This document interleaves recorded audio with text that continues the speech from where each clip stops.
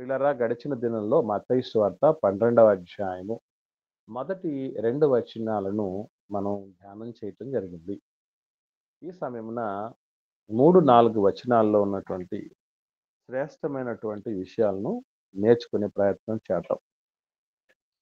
నేను చదువుతాను, జాగ్రత్తగా మీరు పరిశీలనాత్మకంగా ఇందులో మీరు గ్రహించినటువంటి విషయాలు పంచుకోవాల్సిందిగా ప్రేమతో మనజేస్తున్నాను. ఒకవేళ ఏది గ్రహింపు లేకపోతే మీకు ఏమైనా సందేహాలు ఉన్నా కూడా మీరు వాటిని అడగవలసిందిగా మనం చేస్తున్నాను. మత్తయి సువార్త 12వ అధ్యాయము 3, 4 వచనాలు. సో మీకు ముందున్నటువంటి ఈ సందర్భం మీకు తెలుసు. యేసుక్రీస్తు ప్రభుల వారు ఆయన శిష్యులు విశ్రాంతి దినమున్న పంట చేలలో పడి వెళ్తూ ఉంటున్నప్పుడు శిష్యులు ఆకలిగొని వెన్నులు త్రుంచి తినటం అనేది జరిగింది. సో దానికి పర్యవసానంగా ఎందుకు విశ్రాంతి దినం అనే విధంగా వెన్నులు తుంచి తింటున్నారు, చేయకూడని పని ఎందుకు చేస్తున్నారు అన్నటువంటి విషయాన్ని పరిసయ్యులు అడిగినప్పుడు యేసుక్రీస్తు ప్రభుల వారు జవాబు చెబుతూ మాట్లాడుతున్నటువంటి విషయాలు 3, 4 వచనాలు. 3వ వచనం నుండి మొదలవుతుంది మనకి. సో 3వ వచనంలో ప్రభు ఏమంటున్నారంటే, ఆయన వారితో ఇట్లను తానును తనతో కూడా ఉన్నవారును ఆకలి కొని ఉండగా దావీదు చేసిన దాని గురించి మీరు చదవలేదా? అతడు దేవుని మందిరములో ప్రవేశించి యాజకులే తప్ప తానైనను తనతో కూడా ఉన్నవారైనను తినకూడని సముఖపు రొట్టెలు తినును. సో ఇక్కడ 2 విషయాలు ప్రాముఖ్యంగా మనం గమనించాలి. సో ఇందుకు ముందుగా ఈ 2 వచనాల్లో ప్రభువు చెప్పినటువంటి విషయాల్లో ఉన్నటువంటి లోతైనటువంటి సంగతులు కానీ, లేదా మీకు ఏమైనా సందేహం కలిగింది కానీ ఏమన్నా ఉంటే దయచేసి మీరు పంచుకోవాలని ప్రేమతో మనం చేస్తున్నాం. త్వరగా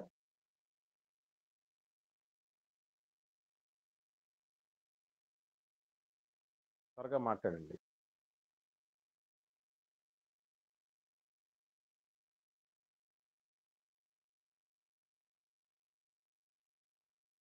అందరు లైన్లో ఉన్నారా?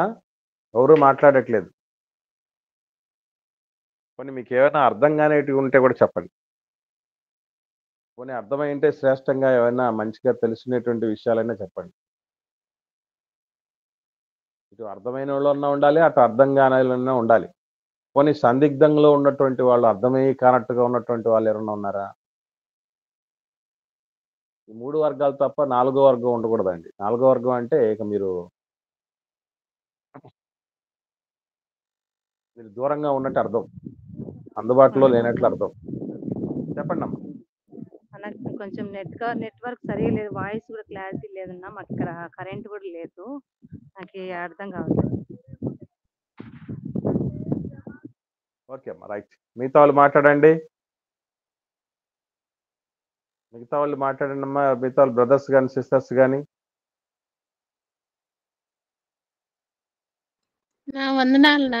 వందనాలమ్మా, చెప్పమ్మా. అన్నా అదే క్వశ్చన్ అర్థం కాలన్నా మీరు అడిగింది. అంటే ఇందులో ఏమైనా మీకేమైనా ప్రశ్నలు వచ్చాయా? లేదు మీకేమైనా అర్థమైన విషయాలు ఉన్నాయా? అసలు వాళ్ళు వెన్నులు తుంచినప్పుడు, శిష్యులు వెన్నులు తుంచితే ఈ క్వశ్చన్ పరిశీలన అడిగితే యేసు ప్రభు చెప్పిన జవాబు ఏంటి? అసలు దానికి దీనికి ఏమైనా సంబంధం ఏమైనా ఉందా? ప్రభు శిష్యులను సమర్థిస్తున్నట్టుగా లేదా? శిష్యులు ఏమైనా తప్పు చేసింటే ఒకవేళ ఏదైనా గద్దించాలి కదా, వాళ్ళు వెనకేసుకురావటం ఏంటి? అప్పుడెప్పుడో జరిగినటువంటి సంఘటన ఈ వీళ్ళను నోరు మూయించడానికి ఉపయోగపడుతుంది. అసలు ఈ విషయాలన్నీ మనం ఆలోచన చేయాలని చెప్పారమ్మా. వందనాలమ్మా, చెప్తాలి.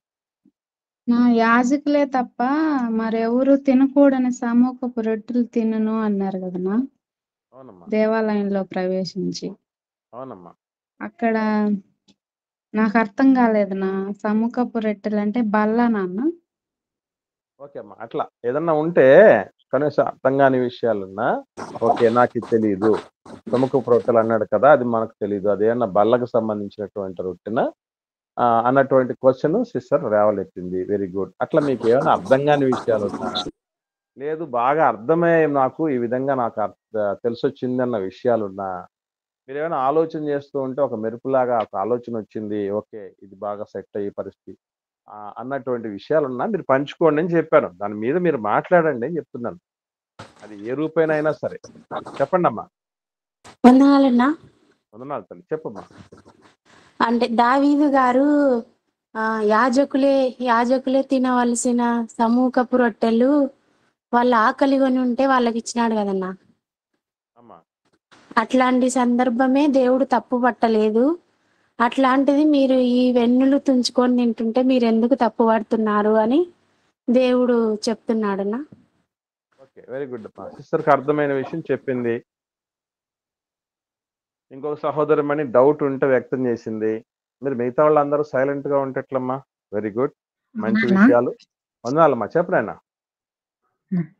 అన్నా దావీదు గారు వారి సైన్యంలో యుద్ధానికి వెళ్ళినప్పుడు వారు ఎక్కువగా ఆకలిగా ఉండడం వల్ల అంటే వారు దేవుడు చెప్పిన చోటికి వెళ్ళి యుద్ధాలు చేస్తా ఉన్నారు కాబట్టి దేవుని పని మీద వెళ్ళి ఉన్నారు కనుక వారు ఎక్కువ ఆకలిగా ఉన్నారు కనుక యాజకులు తినవలసిన సముఖపు రొట్టెలు వారు తిన్నట్టుగా అదేలాగున వీరు కూడా శిష్యులు యేసుప్రభులు గారి శిష్యులు వచ్చేసి దేవుని పని నిమిత్తం వెళుతూ ఆకలిని తట్టుకోలేక ఆ విధంగా వెన్నులు త్రుంచి తిన్నట్లుగా నాకు అర్థమైందన్న.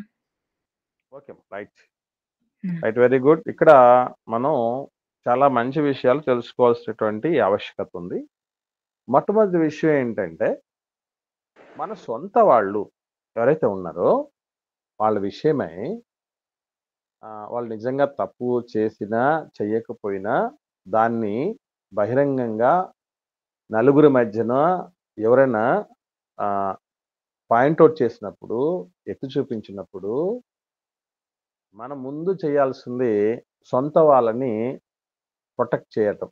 అంటే వాళ్ళని మనం సంరక్షించటం అనేది చేయాలి. ఇది గుర్తుపెట్టుకోండి. జీవితంలో ఇదొక అద్భుతమైనటువంటి జీవన రహస్యం. మనం అందరం తెలుసో తెలియకో చేసే పెద్ద పొరపాటు ఏంటంటే, నిజంగా సొంత వాళ్ళలోనే శత్రువుల్ని మనం ఎలా సంపాదించుకోగలం, క్రియేట్ చేయగలం చెప్పమంటారా? మనం 10 మంది మధ్య సొంత వాళ్ళని తక్కువ చేస్తాం, కించపరుస్తాం, అవమానపరుస్తాం. అది తెలిసినంత మాత్రం చేసి సరిపోదు. అలా అవమానపరచకూడదు అని తెలిసినంత మాత్రం చేసి సరిపోదు. తీరా అలాంటి సిచ్యువేషన్ వచ్చినప్పుడు మనం సంయమనం పాటించడం అనేది చాలా ప్రాముఖ్యమైన విషయం. ఇలాంటివి యేసు ప్రభుల వారి దగ్గర, అపోస్తలుల దగ్గర, నీతిమంతుల దగ్గర ఎంతో నేర్చుకోవచ్చు. ఫస్ట్ ఆఫ్ ఆల్ మనం గుర్తుపెట్టుకోవాల్సిన విషయం ఏంటంటే, ఎవరి దగ్గర మన సొంత వాళ్ళను ఒకవేళ ఇన్ కేస్ మన వాళ్ళది తప్పు అయినప్పటికీ కూడా 10 మందిలో వాళ్ళని ముందు ప్రొటెక్ట్ చేసి, తర్వాత వాళ్ళది ఏదైనా తప్పు ఉండిన పరిస్థితులు ఉన్నప్పుడు వాళ్ళని మన ఇంట్లో సొంతగా ఒంటరిగా ఉన్నప్పుడు వాళ్ళని గద్దించటం అనేది చేయాలి. ఇది చాలా ప్రాముఖ్యమైన విషయం. నేను అందుకే ఎప్పుడైనా ఎవరైనా ఏదన్నా పొరపాటు చేశారు పిల్లలు అని తెలిసినప్పుడు సంఘంలో కానీ, ఇటు ఆన్లైన్లో కానీ ఏమైనా అయినా కానీ నేను తర్వాత మాట్లాడతాను మీతో అని చెప్పి వాళ్ళకు పర్సనల్గా ఫోన్ చేసి మాట్లాడతాను. అంటే కొన్ని ఉన్నాయి, కొన్ని బహిరంగంగానే తప్పు పట్టేవి కొన్ని ఉన్నాయి. అది వేరే సంగతి. అది అందరికీ సంబంధించిన యూనివర్సల్ విషయాలు కొన్ని ఉంటాయి. అంటే ఏది ఏ రీతిగా మనం ట్రీట్ చేయాలనేది చాలా ప్రాముఖ్యమైనది. Especially 10th class, intermediate results వచ్చాయి. ఈ రిజల్ట్స్ టైంలోనే చాలా మంది పిల్లలు వాళ్ళు నిరాశ, నిస్పృహలకు బిడ్డలు లోనైపోయి ఏదో ఒకటి చేసుకోవాలనో, లేకపోతే ఇంటి వాళ్ళకు దూరం అయిపోవాలనే కూడా ఆలోచన చేయటానికి ముఖ్యమైన కారణం ఏంటో తెలుసండి? మనం ఇంట్లో ఉన్నప్పుడు, ఒంటరిగా ఉన్నప్పుడు వాళ్ళను ఏమనం గాని 10 మంది ముందు వాళ్ళని అవమానపరుస్తాం. దానికే పిల్లలు తట్టుకోలేక ఇప్పుడు రిజల్ట్స్ వచ్చిన తర్వాత రకరకాలుగా తప్పుడు నిర్ణయాలు పిల్లలు తీసుకొని వాళ్ళ ప్రాణం మీద తెచ్చుకున్న సందర్భాలు కూడా చాలా ఉంటాయి పిల్లలు.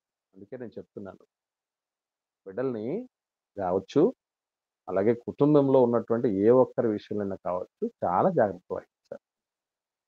ఎప్పటికైనా గుర్తుపెట్టుకోండి, దేవుడు ఒకరిని మనకు ఏదో ఒక రూపేణ బంధాన్ని ఏర్పాటు చేశాడంటే అవి వాళ్ళు మనకు అవసరమని చేస్తాడు. మర్చిపోకండి.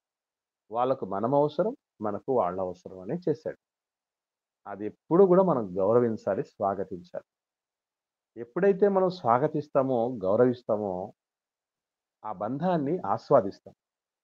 అది మరొకండి. ఎందుకనంటే యేసుక్రీస్తు ప్రభులు వారు శిష్యులు ఎక్కడ గాని, ఏ విషయాన్ని గాని క్యాచ్ చేయట్లేదు వీళ్ళు. ఎంత చెప్పినా కూడా వీళ్ళకి మళ్ళీ ఈ మట్టి బుర్రలకు అర్థం కావట్లేదు. ఏం చెప్పినా ఇంకొక రకంగా అనుకుంటూ ఉంటారు అని అనుకోని యేసు ప్రభు వాళ్ళని అఫ్‌కోర్స్ కొన్ని సందర్భాల్లో అందరి ముందే మేమెందుకయ్యా ప్రభువా దెయ్యాలను వెళ్ళగొట్టలేకపోయామంటే, మీరు మీరు అవిశ్వాసంతో ఉన్నారు. మీరు ప్రార్థనా జీవితాన్ని తక్కువ చేసుకున్నారు. ఉపవాసం తక్కువ చేశారని ప్రభువు అక్కడ బహిరంగంగా చెప్పాడు. కానీ ప్రతీదీ మనం బహిరంగంగా ప్రభు చెప్పలేదు, గమనించండి. అలాగని ఇక్కడ శిష్యులు తప్పులు కూడా చేసింది కాదు. ఇన్ కేస్ చేసినా తప్పుపడుతున్న వాళ్ళ ముందు మనం మన పెద్దరికంతో మనం ఏం చేయాలంటే వాళ్ళ ముందు ప్రొటెక్ట్ చేస్తూ వీళ్ళను మీదకొచ్చి కంప్లైంట్ చేసిన వాళ్ళకి సమాధానం ఇచ్చి తర్వాత వాళ్ళకు సపరేట్‌గా కౌన్సెలింగ్ అనేది ఇవ్వాలి. ఇది మనం మర్చిపోకూడదు. నంబర్ 1. ఇకపోతే మీరు చదవలేదా? అంటే శిష్యులను ఏమి అనకుండా పరిసయ్యులని ఏం చేయటం జరిగిందంటే ప్రతిఘటిస్తున్నాడు ప్రభు. క్వెషన్ చేస్తున్నాడు. కారణం ఏంటంటే పరిసయ్యులదే అక్కడ మేజర్‌గా మిస్టేక్ ఉంది. ఆ మిస్టేక్ ఏంటి అనంటే ఎప్పుడైనా గుర్తుపెట్టుకోండి. మనం ఏదైనా ఓ పరిస్థితిని అపార్థం చేసుకోవటానికి ముఖ్యమైన కారణం ఆ పరిస్థితిని ఆకలింపు చేసుకోలేకపోవటం అనుకుంటాం కదా? కాదు. ఆ పరిస్థితిని ఆకలింపు చేసుకోలేకపోవటం కాదు. దానికి కంటే ముందు మూలమైనటువంటి ఎప్పటికైనా గుర్తుపెట్టుకోండి. ఏ పరిస్థితికైనా మూలముతో కూడినటువంటి సంభవాలు, సంఘటనలు, విషయాలు మనకు దైవ గ్రంథంలో రాయబడి ఉంటాయి. మరొకటి అట్లా కాకపోతే ఒకవేళ నేను ఒకసారి ఆలోచన చేయండి. వెన్నులు తెంచినటువంటి సందర్భానికి ఎక్కడో దావీదు గారు కాలంలో జరిగినటువంటి విషయానికి ఏదైనా లింక్ ఉందా ఆలోచన చేస్తే నిజంగా ఉంది. అంటే ఈరోజు ఎటువంటి సిచ్యువేషన్లలో సమస్యలు వస్తూ ఉన్నా కూడా వాటికి పర్ఫెక్ట్ ఆన్సర్ అనేది లేఖనాల్లో ఉంది. అందుకే ప్రభు ఇక్కడే కాదు, ఇట్లాంటి కాంట్రవర్సీస్ ఎవరైతే తీసుకొని వచ్చారో ఆ ప్రతి చోట ప్రభు అంటున్న మాట ఏంటంటే ఏమన్నాడు ఆయన 3వ వచనంలో మళ్ళీ ఒకసారి చదివితే మత్తయి సువార్త 12వ అధ్యాయం 3వ వచనం ఒకటి చదవండి. ఆయన వారితో ఇట్లనెను, తానును తనతో కూడా నున్నవారును ఆకలిగొని ఉండగా దావీదు చేసిన దాని గూర్చి మీరు చదవలేదా? మీరు చదవలేదా? రేపు మనల్ని మనం ప్రభువా ఈ విషయం తెలియదు ప్రభువా నాకు అసలు ఎంత పొరపాటు అయిపోయిందని ఆయన న్యాయపీఠం ముందు మనం గనక చెప్పామనుకోండి, అస్సలు దేవుడు యాక్సెప్ట్ చేయడు. ఎందుకనంటే మంచి మాట చూద్దాం. ఇలాంటివన్నీ చదువుతున్నప్పుడు మనకు అన్వయం చేసుకోవాలండి. ప్రసంగి గ్రంథం 5వ అధ్యాయం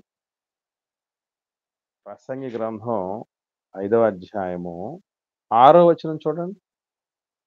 ఒకరు చదవండి. నీ దేహమును శిక్షకు లోపర్చునంత పని నీ నోటి వలన జరగనీయకుము. అది పొరపాటు చేత జరిగినని దూత ఎదుట చెప్పకుము. నీ మాటల వలన దేవునికి కోపం పుట్టించి నీవేళ నీ కష్టమును వ్యర్థపరచుకునేదవు. చూసారా ఇక్కడ ఎంత అద్భుతమైన విషయం ఉందో దేవుడు రాయించిన మాట మీరు గమనించండి. ఎవరికి దేహానికైనా శిక్ష పడింది, గాయమైంది, డ్యామేజ్ జరిగింది అన్నటువంటి పరిస్థితి వచ్చినా ఫస్ట్ ఆఫ్ ఆల్ మన నోటి వల్ల జరుగుతుందట. ఎంత అద్భుతమైన విషయం. మనం సైలెంట్గా ఉంటే ఎవడన్నా మన మీదకి వస్తారండి? మాట్లాడాలి. మనం సైలెంట్గా మన పని మనం చేసుకుంటూ పోతున్నాం అనుకోండి, ఎవరైనా వస్తారా మన జోలికి? పాటు కూడా రాదు. అసలు మాట అనేది గుర్తుపెట్టుకోండి, మన వైపు కాన్సన్ట్రేట్ చెయ్యనిచ్చే శక్తివంతమైన సాధనం. ఈరోజు మీరు ఇంతమంది ఆన్లైన్లో మాట్లాడుతున్నారు. వినేటప్పుడు మీ కాన్సన్ట్రేషన్ అంతా ఒకరి మీదకి రావాలంటే దేన్ని బట్టి వస్తుంది? నేను మ్యూట్లో ఉండి అటు ఇటు అంటున్నాను అనుకోండి, మీ కాన్సన్ట్రేషన్ నా మీదకి రాదు. ఆ మాటకు ఉంది. సంఘంలో కూడా ఎంతో పదుల మంది, వందల మంది, వేల మంది దేవుడి వాక్యం వింటూ ఉంటారు కదా! వాళ్ళందరూ కూడా అటెన్షన్‌లోకి ఎప్పుడు వస్తారంటే మాట చెవిన పడ్డప్పుడు. ఒక మనిషి అటెన్షన్‌ను తమ వైపు తిప్పగలిగినటువంటి శక్తి మాటలో ఉంది. అసలు మాటకున్న శక్తి ఏంటో నేను ఒక పాట రాస్తాను. మీరందరూ విన్నారనుకుంటాను. మాటల్లోనే ఉంది జీవం, మాటల్లోనే ఉంది నరకం. రక్షణలోకైనా, శిక్షలోకైనా ఆ నోరే మనకు సాధనం అని. ఒకసారి మన మన పరిస్థితుల్లో ఆలోచన చేయండి. మనకు సంబంధికుల మధ్య మనం కాస్త నష్టపోవడానికి ముఖ్యమైన కారణం ఏంటంటే నోరు అదుపు లేకపోవటం. అందుకే కింది చదివితే ఇంకా ఏం చెప్పొద్దంటాడు దేవుడు, అది పొరపాటు చేత జరిగేనని టంగ్ స్లిప్ అయింది అంటారు కదా! టంగ్ స్లిప్ అయింది అని నువ్వు చెప్పొద్దు. ఎందుకు చెప్పొద్దన్నాడు? చెప్పినా వినడు దేవుడు. ఎందుకు వినడంటే ముందే చెప్తున్నాడు కాబట్టి. ముందే చెప్తున్నాడు కాబట్టి అప్పుడప్పుడు మనం చదువుకోరా లేదంటే ఫెయిల్ అయిపోతావు, చదువుకోమ్మా ఫెయిల్ అయిపోతా, లేదా మార్కులు తక్కువ వస్తాయని ఎన్ని చెప్పినా కూడా వినలేదు వాళ్ళు. వినకపోయినందుకు వాళ్ళు ఫెయిల్ అయిపోవటం, మార్కులు తక్కువ అవటం జరిగితే మనం ఫస్ట్ ఆఫ్ ఆల్ ఏమంటాం తెలుసా? నేను నీకు ముందే చెప్పాను. నేను నీకు ముందే చెప్పాను. ఫెయిల్ అయితే కుదరదు అని చెప్పాను. పనిష్మెంట్ తప్పదని చెప్పాను. పనికి పంపుతానని చెప్పాను. నువ్వు అలాగే చేసావు. కాబట్టి ఇంకా అది కాలేదు, కుదరలేదు, సారీ అది ఇది అంటే అసలు మనమే ఒప్పుకోం. కదా! ఎందుకంటే మనం బిగినింగ్ నుంచి చెప్తూ వస్తున్నాం. కాబట్టి దేవుడు కూడా ప్రారంభం నుంచి అదుపు చేసుకోండి. భక్తులకు ముఖ్యమైనటువంటి శిరోధార్యం ఒకటే. అది నోటికి కళ్ళెం పెట్టుకోవటం. ఎంత అవసరమైతే, ఎప్పుడు అవసరమైతే, ఎలా అవసరమైతే అలాగే వాడాలి. లేదంటే నోటితోనే జీవమరణములే నాలుక వశం అటండి. ఇక్కడ దేవుడు ఈ మాట నేను ఎందుకు చెప్తున్నానంటే, రేపు మనల్ని ప్రభువా నాకు ఈ విషయం తెలియక పొరపాటయి ఇక్కడికి వచ్చేసానని అన్నప్పుడు దేవుడు అనే మాట ఏంటో తెలుసా? మీరు చదవలేదా? ఒకటి. రెండవది, లేదు ప్రభువా అంటే అప్పుడు ఏమంటారంటే మీకు ఎవడు చెప్పలేదా అంటాడు. చెప్తున్నారు కదా! రెగ్యులర్‌గా రోజుకు 2 పూటలు చెప్తున్నారు కదా! మరి చెప్పినప్పుడు, చేసినప్పుడు ఇవన్నీ అర్థమైనప్పుడు మనం ఎలా ఉండాలి? దేవుడు అదే అంటాడు. మీరు చదవలేదా? ఇక్కడే కాదు. మత్తయి సువార్త 19వ అధ్యాయం చూద్దాం. ఇంకా ఎన్ని సందర్భాల్లో ప్రభువు ఈ విధంగా మాట్లాడుతున్నాడో, జ్ఞాపకం చేస్తున్నాడో గమనించగలిగితే మనకు రేపు ఎక్కడి నుంచి ఎక్కడ తప్పించుకోలేమనే విషయం మరొకటి. 19వ అధ్యాయంకి వద్దాం. 3-5 వచనాలు. నేను చదువుతాను. వచనాలు ఎక్కువ ఉన్నాయి కాబట్టి. 19వ అధ్యాయం మత్తయి సువార్త 3, 4, 5 వచనాలు చూడండి. పరిసయ్యులు ఆయనను శోధింపవలెనని ఆయన యొద్దకు వచ్చి, ఏ హేతువు చేతనైనను పురుషుడు తన భార్యను విడనాడుట న్యాయమా అని అడుగగా, ఆయన సృజించిన వాడు ఆది నుండి వారిని పురుషునిగాను స్త్రీనిగాను సృజించిననియు, ఇందు నిమిత్తం పురుషుడు తల్లిదండ్రులను విడిచి తన భార్యను హత్తుకొనును, వారిద్దరును ఏక శరీరముగా ఉందురని చెప్పెనని మీరు చదవలేదా? మీరు చదవలేదా? మీరు శోధిస్తూ వచ్చినా, తెలియక అడిగినా ఒకటే. చదివింటే వచ్చేది జవాబు. అసలు ఈ క్వశ్చన్ నువ్వు వెయ్యొచ్చో వెయ్యకూడదో కూడా నీకు తెలిసేది. ఇరుక్కున పెట్టాలనుకొని ఇరుక్కుపోయారు మీరు అని అంటున్నాడు ప్రభు. మీరు చదవలేదా మీరు? ఇది తెలియలేదు, అది తెలియలేదు, అది అర్థం కాలేదు, ఇది అర్థం కాలేదు. అరే ఇదే ఆ జవాబు, ఇదే సిచ్యువేషన్, ఇలానా మెలుక్కోవాలి. అయ్యయ్యో ముందు తెలియలేదు అనండి మనం వాపోతే దేవుడు అడిగే మాట ఇదే మాట. ఆ రోజు పరిశీలన అడిగాడు, ఈరోజు మనల్ని అడుగుతాడు. మీరు చదవలేదా అని? మీకెవరు చెప్పలేదా? మీరు సంఘానికి వెళ్ళట్లేదా? బైబిల్ ధ్యానించట్లేదా అని అడుగుతాడు దేవుడు. అలాగే 21వ అధ్యాయంకి వద్దాం. 21వ అధ్యాయం ఇదే మత్తయి సువార్త 15-16 వచనాలు చూద్దాం. 15-16 నేను చదువుతాను. 21వ అధ్యాయం 15-16 వచనాల్లో, కాగా ప్రధాన యాజకులను శాస్త్రులను ఆయన చేసిన వింతలను దావీదు కుమారునికి జయమని దేవాలయంలో కేకలు వేయుచున్న చిన్నపిల్లలను చూచి కోపంతో మండిపడి, వీరు చెప్పుచున్నది వినుచున్నావా అని ఆయనను అడిగిరి. అందుకు యేసు, వినుచున్నాను, బాలుల యొక్కయు చంటి పిల్లల యొక్కయు నోట స్తోత్రము సిద్ధింపజేసితివి అను మాట మీరెన్నడైనను చదవలేదా అని వార్త చెప్పారు. ఎప్పుడు చదవలేదా మాట? మరి ఏం చదువుతారు? మరి ఏం చదవడానికి వచ్చారు? అసలు మనిషికి చదువు ఉన్నదే అందుకే, అసలుగా బైబిల్ చదవటానికి. అందులో ఉన్నటువంటి విషయాలను, అందులో ఉన్నటువంటి సారాన్ని జుర్రుకోవటానికి దేవుడు ఇచ్చాడు వాటన్నిటికీ. దాన్నే మనం వదిలేస్తే ఎట్లాగా చెప్పండి? నెక్స్ట్ చూద్దాం 42వ వచనం. 42వ వచనం ఇదే మత్తయి సువార్త 21వ అధ్యాయం 42వ వచనంలో, మరియు యేసు వారిని చూచి, ఇల్లు కట్టువారు నిషేధించిన రాయి మూలకు తలరాయి ఆయను, ఇది ప్రభువు వలననే కలిగిన, ఇది మన కనులకు ఆశ్చర్యమను మాట మీరు లేఖనములలో ఎన్నడూను చదవలేదా? ఎన్నిసార్లు అడుగుతున్నారు ప్రభు. ఇవన్నీ చదువుతున్నప్పుడు మనకేం అర్థం అవ్వాలి తెలుసు, గుండెలు జారిపోవాలండి. ఎందుకంటే శాస్త్రుల పరిశీలనను వదిలిపెట్టలే. వాళ్ళు ఎప్పుడూ నిత్యం బైబిల్ చదువుతుండేటువంటి వాళ్ళు, దేవుడికి ప్రజలకు మధ్యవర్తిత్వం చేసేవాళ్ళు. మాటలు చెప్పాలంటే మనం అనుకుంటూ ఉంటాం, చీప్గా చూస్తాం, కానీ వాళ్ళంత స్థాయిలో కూడా మనం లేము. ఎందుకంటే వాళ్ళ నిష్టను చూస్తే ఎక్కడే కానీ క్రమం తప్పినట్టు, దారి తొలగినట్టు ఉండదు.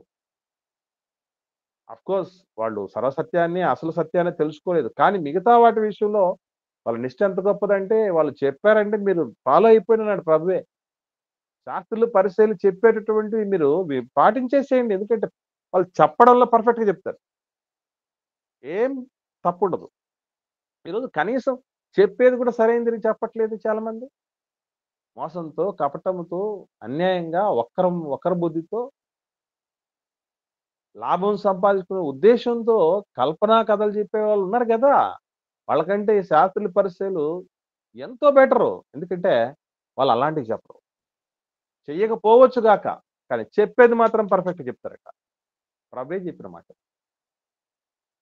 కాబట్టి శాస్త్రుల పరిచయులు ఈరోజు సాధారణ శాస్త్రుల నీతి కంటే, పరిచయుల నీతి కంటే మీ నీతి అధికం అవ్వాలంటే వాళ్ళు నీతిగా ఉన్నారు. ముందే కొన్ని విషయాలు నీతి కలిగి ఉన్నారు.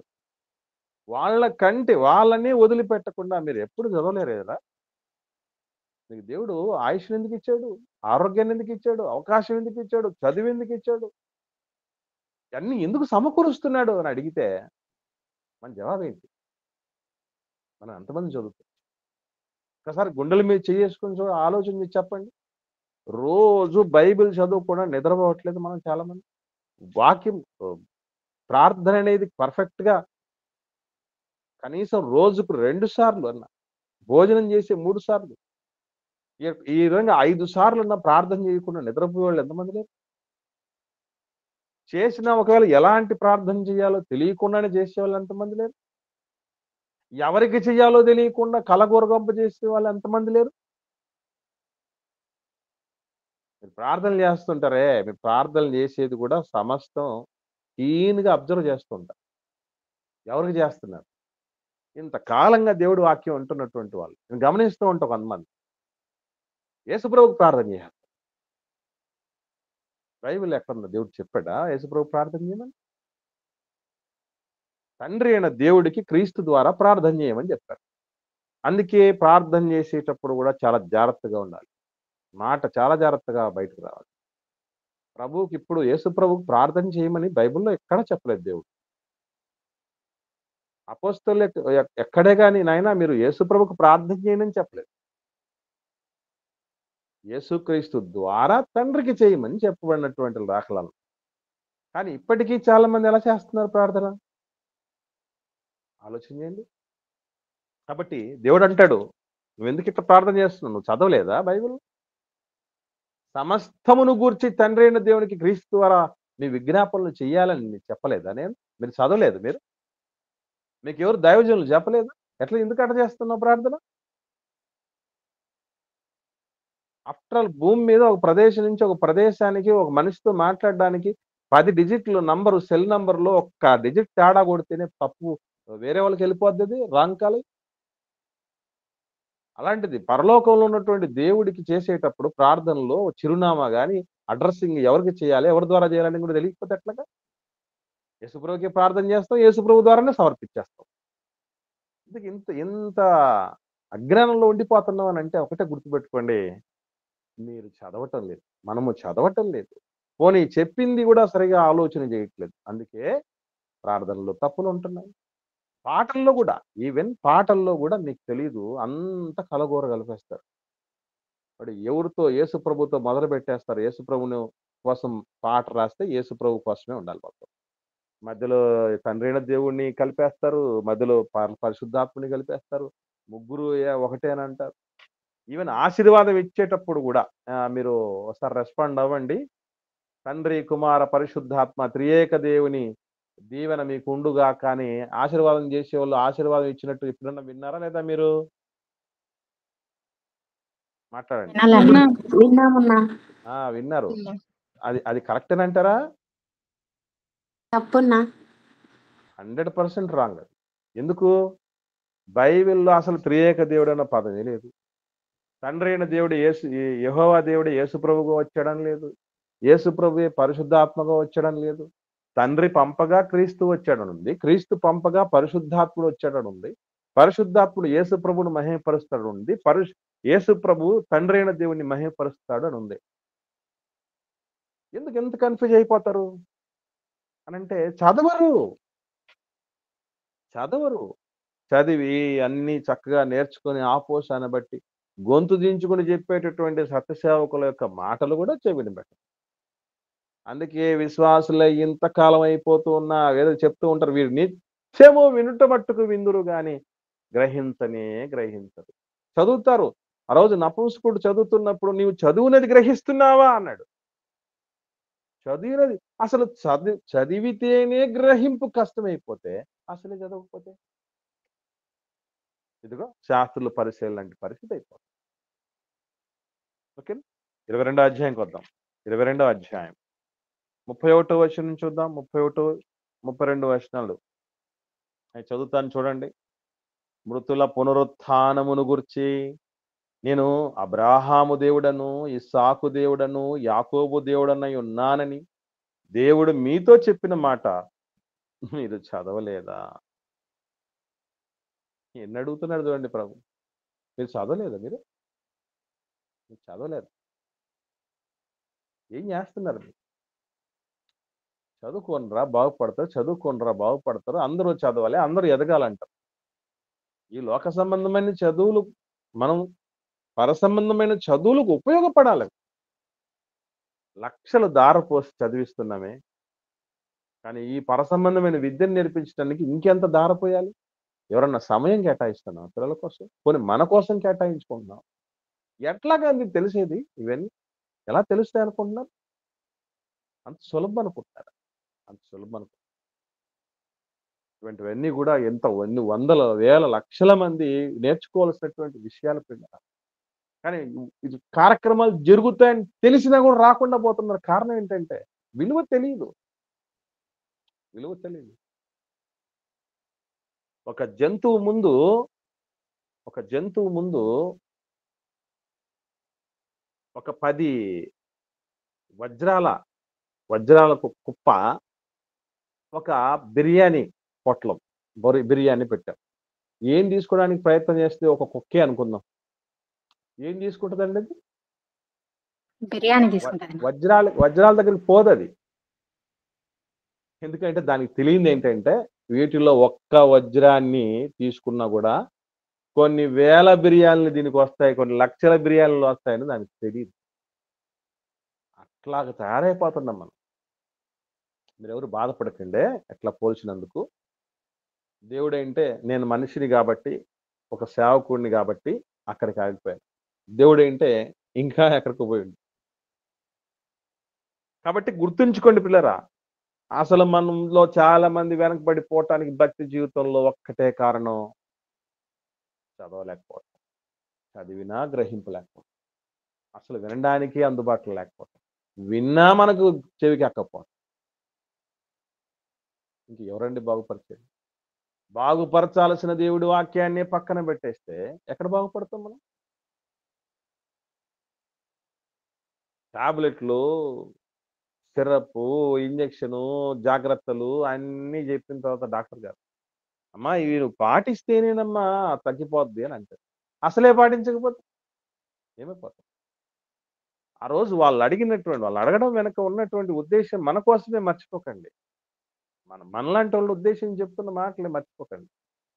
నేను చూస్తూ ఉంటా, గమనిస్తూ ఉంటా. బైబిల్ చదువుతున్నారే, బైబిల్ చదివేటప్పుడు కూడా మీరు చదివే విధానాన్ని బట్టి అంచనా వేసి తెలుసా మీరు రెగ్యులర్గా బైబిల్ చదువుతున్నారు లేదని. ప్రార్థన చేసేటప్పుడు తడబాటు కనపడుతూ ఉంటది. దాన్ని బట్టి కూడా అర్థం చేసుకోవచ్చు మీరు రెగ్యులర్గా ప్రార్థన చేస్తున్నారా లేదు.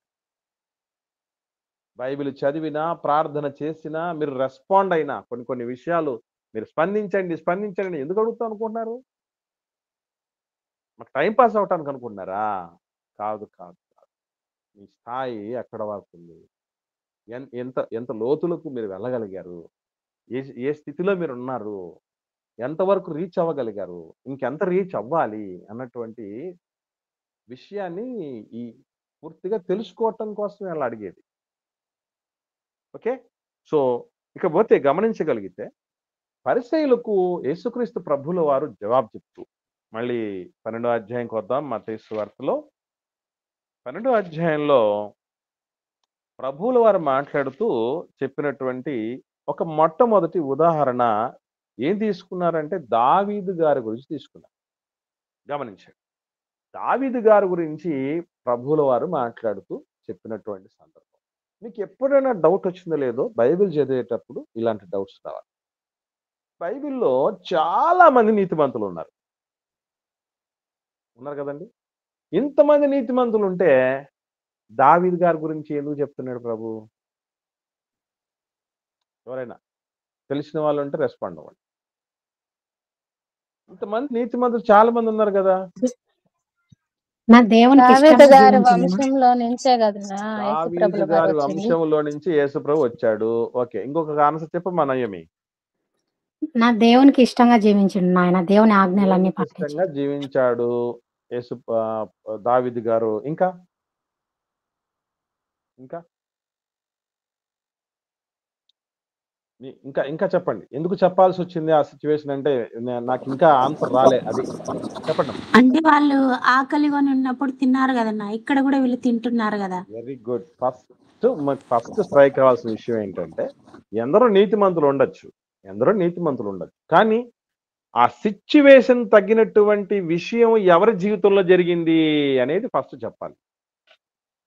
ఎంతో మంది నీతిమంతులు ఉన్నా కూడా అది రిలవెన్స్ లేకపోతే, సంబంధం లేకపోతే చెప్పేం ప్రయోజనం? సంబంధం ఉండాలి కదా. ఒకటి, ఇది రీజన్ నంబర్ 1. ఇంకొక రీజన్ ఉంది, అది కామన్ లాజిక్ అంటారమ్మా. వెరీ గుడ్, మంచిగా ఆలోచన చేశావు. ఇంకొక రీజన్ ఉంది దానికి. ఎవరైనా ఇంకొక కారణం ఉంది ప్రభు అలా చెప్పటం వెనక. గెస్ చేస్తున్నారా? యాజకులే తప్ప ఇంకా వేరే వారు ఎవ్వరు తినకూడదు అనేది అదేనన్నా? కాదమ్మా.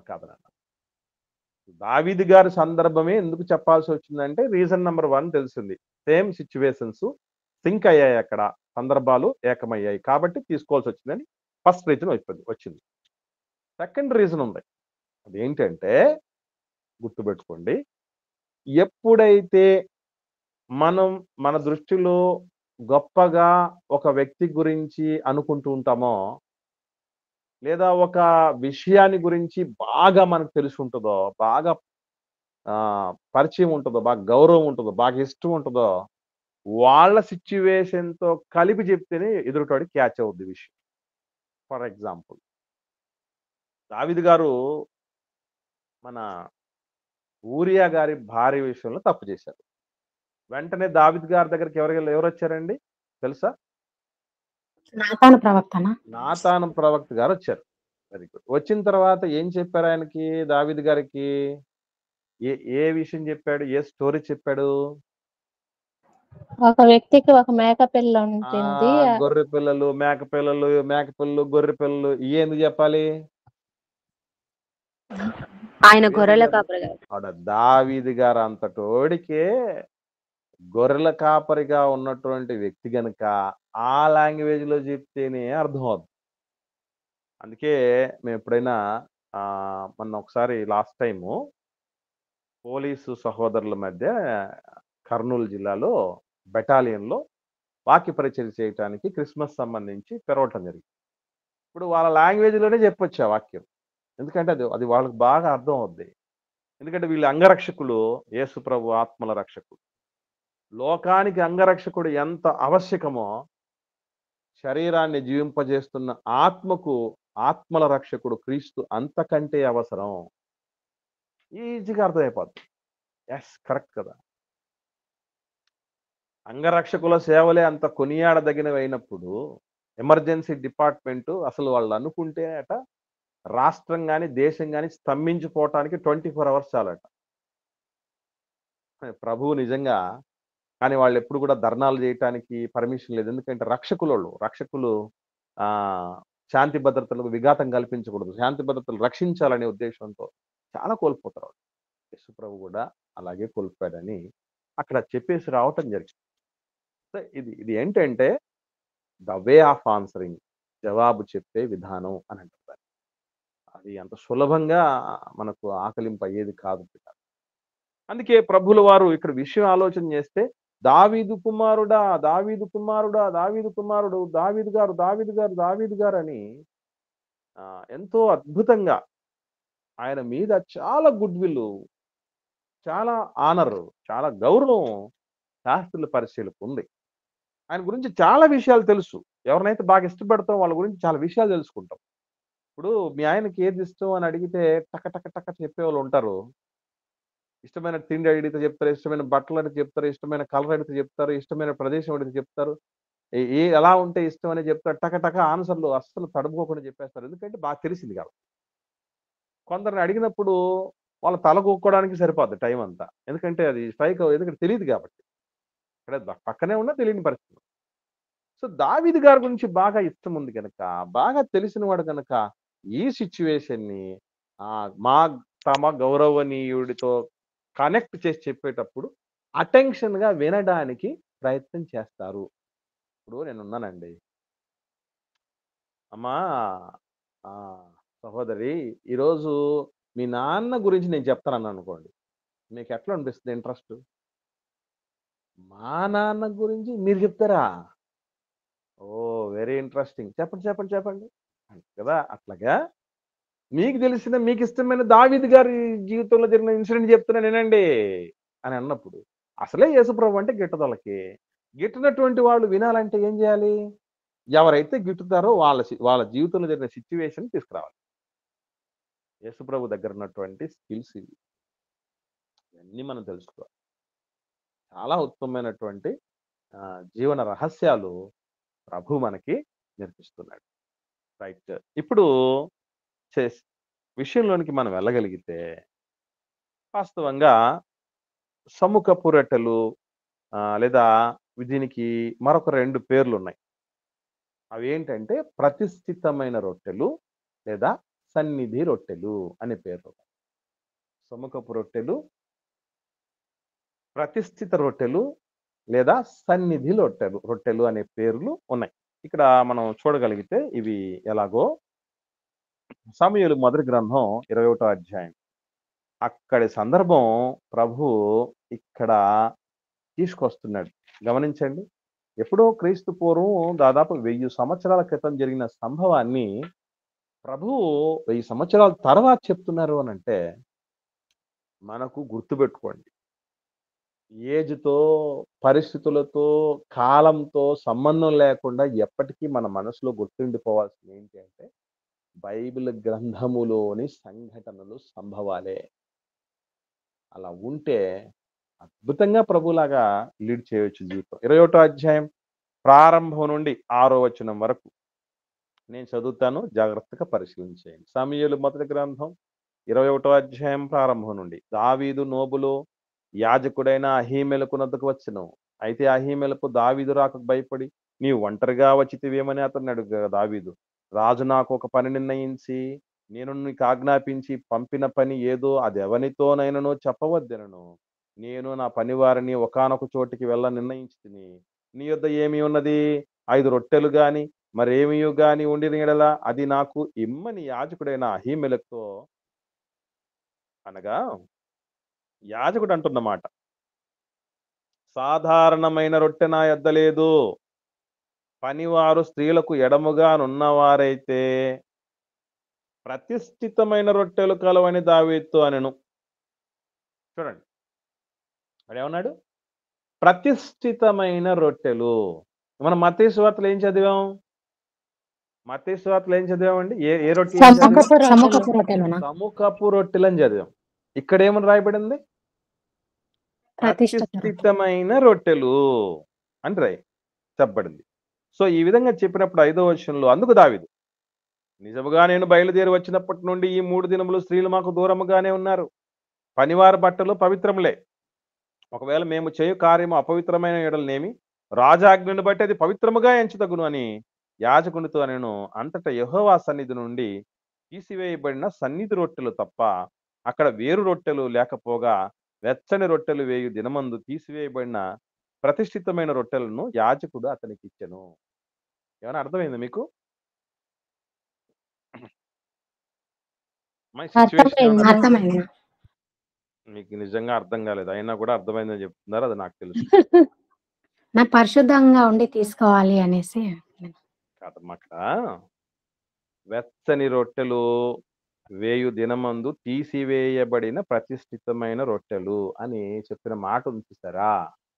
అక్కడ ఏదైనా మీకు అర్థమైందా అని అంటే దాని వెనక చాలా ఉంటుంది, అందుకే జాగ్రత్తగా వినాలి.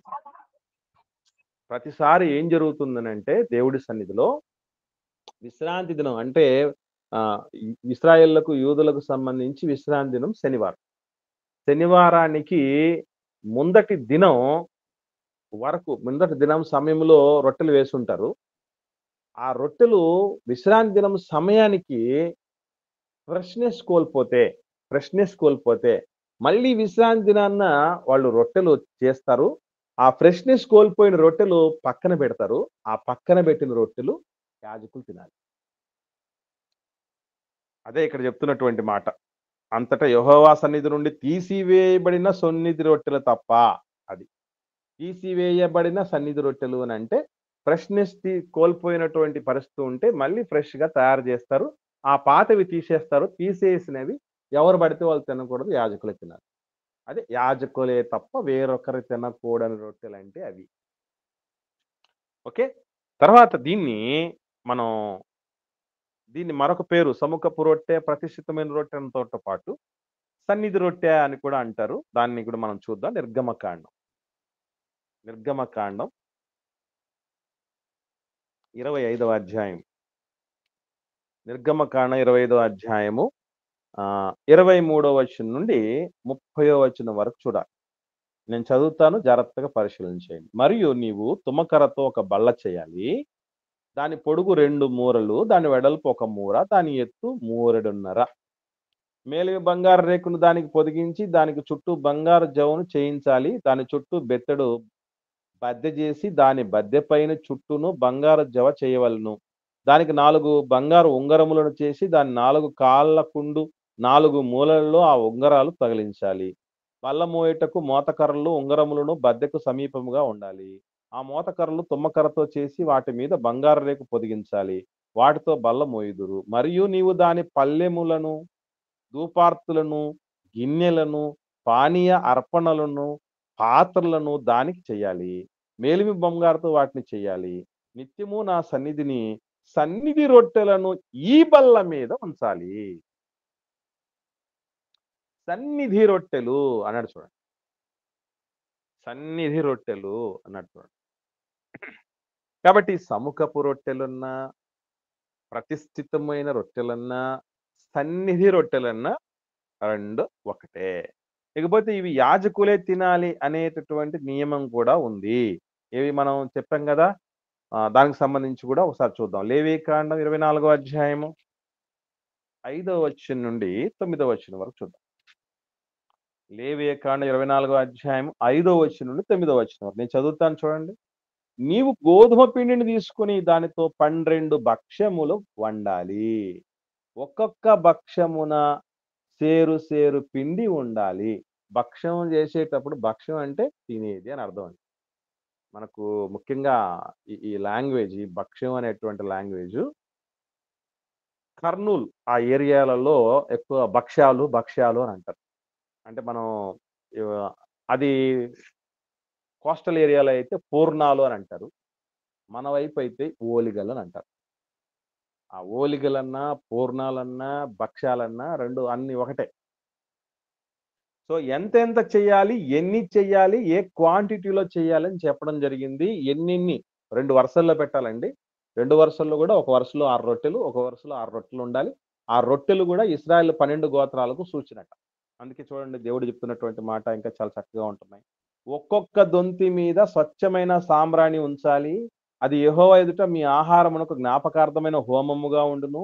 యాజకుడు ప్రతి విశ్రాంతి దినమున నిత్య నిబంధనను బట్టి ఇశ్రాయేలు యొద్ద దాన్ని తీసుకొని నిత్యం యెహోవా సన్నిధిని చక్కబరచాలి. అది అహరోనుకు అతని సంతతి వారికి ఉండాలి. వారు పరిశుద్ధ స్థలములు దాన్ని తినాలి. నిత్యమైన కట్టడ చొప్పున యెహోవాకు చేయు హోమములో అది అతి పరిశుద్ధము. ఇశ్రాయేలీరాలకు ఒక స్త్రీకి ఐగుప్తీయుడు ఒక పురుషునికి పుట్టినవాడు ఒకడు ఇశ్రాయేల్ మధ్యకు వచ్చి. అక్కడికి ఒకసారి ఆలోచన చేస్తే దేవుడు చెప్పినటువంటి చాలా క్లారిటీగా చెప్పడం జరిగింది. ఇది ఎవరెవరు తినాలి, యాజకులే దాన్ని తినాలి, అది నిబంధన అని. సో దీన్ని బట్టి మనం ఆలోచన చేస్తే ఇప్పుడు మీరు చెప్పండి, దావీదు గారు చేసింది తప్ప ఒప్ప?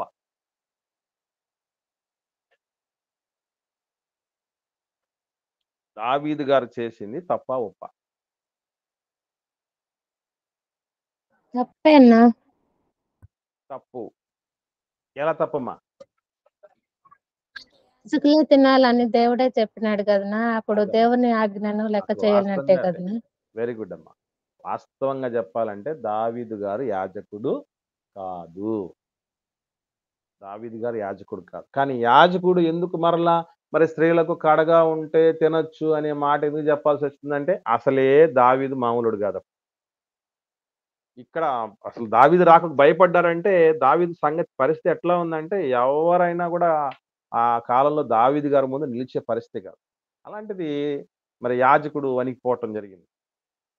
ఇప్పుడు గుర్తుపెట్టుకోవాల్సిన విషయం ఏంటంటే దేవుడు ఏది వద్దంటే వద్దు, కద్దంటే కద్దు అంటే అది ఎవరికైనా సరే నియమమే అన్నట్టుగా ఉండాలి. కానీ అక్కడ వాళ్ళు కాంప్రమైజ్ కావటం జరిగింది, ఒక లూజ్ అయిపోవటం జరిగింది.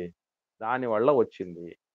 ఇక్కడ గమనించాల్సిన విషయం ఏంటంటే దావీదు గారు ఆల్రెడీ ఉన్న కట్టడను మీరినా ఎవడో తప్పుపట్టలే దావీదు గారు. ఎందుకంటే మనవాడు గదా, గొప్పవాడు గదా అని, మహారాజు గదా అని, దేవుడికి ఇష్టడు గదా అని మనం అన్నాం కదా ప్రారంభంలో. దేవుడి చిత్తానుసారమైన మనుషుడు, దేవుడి ఉద్దేశాలు నెరవేర్చిన వాడు, దేవుడి సంకల్పానుసారంగా తన తరం వారికి సేవ చేసిన వాడు దావీదు గారు కనుక మరి నిజంగా దేవుడు అలా అనుకుని ఉంటే పక్షపాతం చేసిన తప్పును రాయించేవాడు కాదు. కారణం ఏంటంటే మహనీయుడైన, పక్షపాతం లేనివాడు. ఎవరు నీతిగా బతికితే ఆయన చెప్తాడు నా బిడ్డ చూడు అని. ఎవడు నీతి మాలితే వీడు తప్పు చేశాడని అతన్ని హెచ్చరించి శిక్షించి బాగు చేస్తాడు. మళ్ళీ అటువంటి మన జీవితంలో జరగకూడదని వాళ్ళు చేసిన తప్పుల్ని పదే పదే జ్ఞాపకం చేస్తూ వస్తాడు, మర్చిపోకూడదు.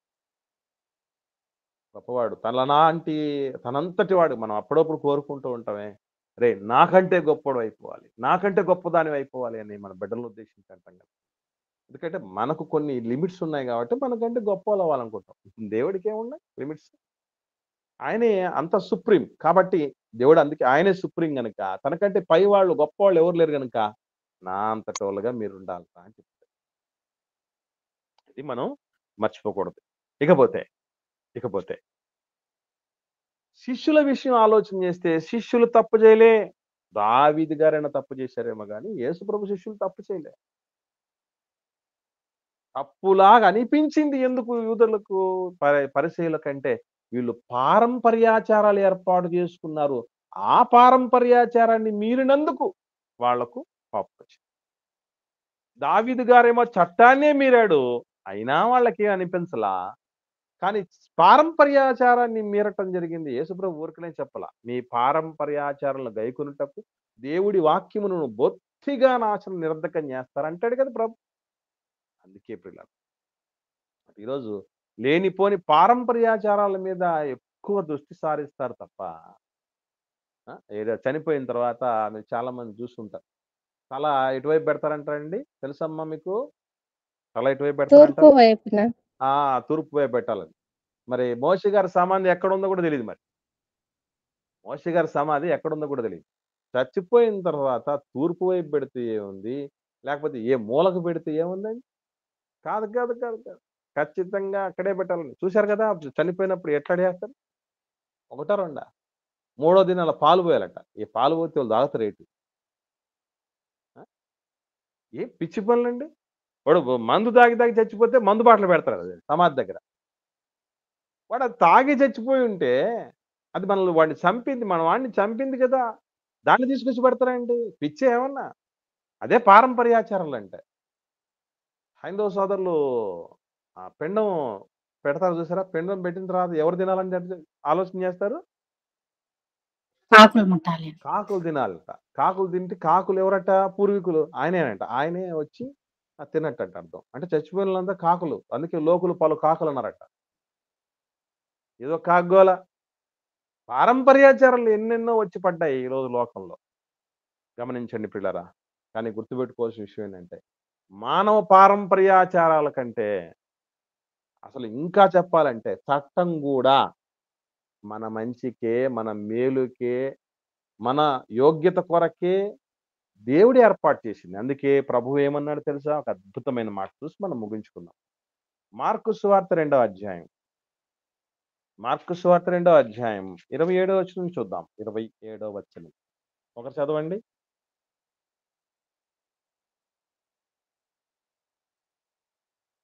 మార్కు సువార్త 2వ అధ్యాయం 27వ వచనం. మరియు విశ్రాంతి దినము మనుషుల కొరకే నియమింపబడెను గాని మనుష్యులు విశ్రాంతి దినము కొరకు నియమింపబడలేదు. అందువలన చాలమ్మా. ఇక్కడ గమనించగలిగితే దీన్ని మనం ఎక్కడ ఏర్పాటు చేసుకోవాలి అంటే విశ్రాంతి దినం మనుషుల కోసం కానీ మనుషులు విశ్రాంతి దినం కోసం కాదు. అంటే చట్టమైన పారంపర్యమైన మనిషి మేలు కోసం ఉండాల్సిందే తప్ప వాడిని కాల్చుకు తినడానికి చంపి పడేయడానికి ఉండకూడదు. మర్చిపోకూడదు. ఓకే. కాబట్టి ఇది మానవత్వానికి యేసు ప్రభు దేవుడు పరిశుద్ధాత్ముడు అపోస్తలులు వేసిన పెద్ద పీట. ఇది గ్రహించలేకపోయారు పరిసయ్యులు.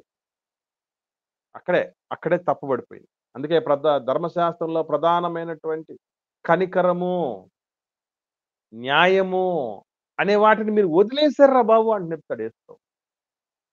కాబట్టి ఇటువంటి దాన్ని బట్టి ప్రభు శిష్యులను వెనకేసుకు రావటం జరిగింది.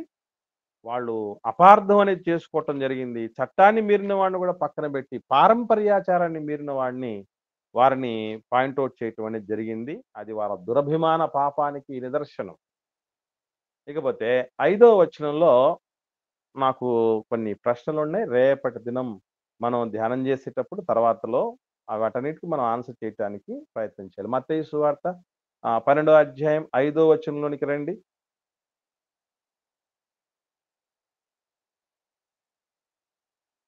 5వ వచనం దగ్గరికి. ఇక్కడ మీకు ఏమైనా డౌట్స్ ఏమైనా ఉన్నాయా? మీకు ఏ డౌట్ లేదంటే నేనే ఒక డౌట్ క్రియేట్ చేస్తాను. లేదా ఏదైనా డౌట్ వచ్చిందంటే అది మీరు అడిగినా పర్లేదు. మీరు అడిగింది నేను అడిగేదానికి ఇది మ్యాచ్ అయితే నో ప్రాబ్లం. 5వ వచనం చదివి ఎవరికైనా ఏమైనా సందేహం వచ్చిందా చెప్పండి. చెప్పమ్మా. ఇప్పుడు దావీదు గారు అక్కడ సముఖపు రొట్టెలు తిన్నారని దేవుని ఆజ్ఞను తప్పారని చెప్పినారు కదనా. ఇక్కడైతే యేసుప్రభుల వారు నిర్దోషులై ఉన్నారని మీరు ధర్మశాస్త్రం అందు చదవలేదా అని చెప్తున్నారు కదా. అదేనమ్మా నేను చెప్పేది. ఓకే, క్వశ్చన్ నీకు ఓకే ఒక రకంగా దగ్గరకు వచ్చావు. నేను దాని క్లారిటీకి చెప్తానమ్మా. ఇంకా ఓకే, అక్కడ ఉల్లంఘించి నిర్దోషులు అని అన్నా అంటే తప్పు చేసి మళ్ళీ నిర్దోషులు అవ్వరు కదనా. వెరీ గుడ్ అమ్మా. ఇదేంటిది ఉల్లంఘిస్తే నిర్దోషులు ఎట్లవుతారు? ఇక్కడ ఉంది క్వశ్చన్, మనం రైస్ చేయాల్సింది అలాగా. తప్పు చేసిన వాళ్ళు, ఉల్లంఘించిన వాళ్ళు నిర్దోషులు ఎట్లయ్యారు? అసలు ఎక్కడ వీళ్ళు విశ్రాంతి దినమున చెయ్యకూడనిది చేశారు? అసలు ఏం చేశారు? 3 ప్రశ్నలు. ఎక్కడ చేశారు విశ్రాంతి దినమున చేయకూడని పనులు యాజకులు? ఎప్పుడు చేశారు? ఎలా చేశారు? అయిన వాళ్ళు మీరు కూడా నిర్దోషులు ఎట్లయ్యారు? ఇవి ప్రశ్నలు. మనం తర్వాత భాగంలో వీటి గురించి మనం నేర్చుకునే ప్రయత్నం చేద్దాం. ఓకే, ఈలోపు మీరు కూడా బాగా మధించండి, ఆలోచన చేయండి, పరిశీలన చేయండి, తెలుసుకోండి, డిస్కస్ చేసుకోండి. బాగా దేవుడి వాక్యాన్ని నెమరు వేసుకోవటానికి సమయం కేటాయించండి. ఓకే, అయితే ఈ 5వ వచనంలోని ప్రశ్న తప్ప ఆ 3, 4 వచనాల్లో మీకు ఏమైనా డౌట్స్ ఉంటే ఇప్పుడు అడగండి.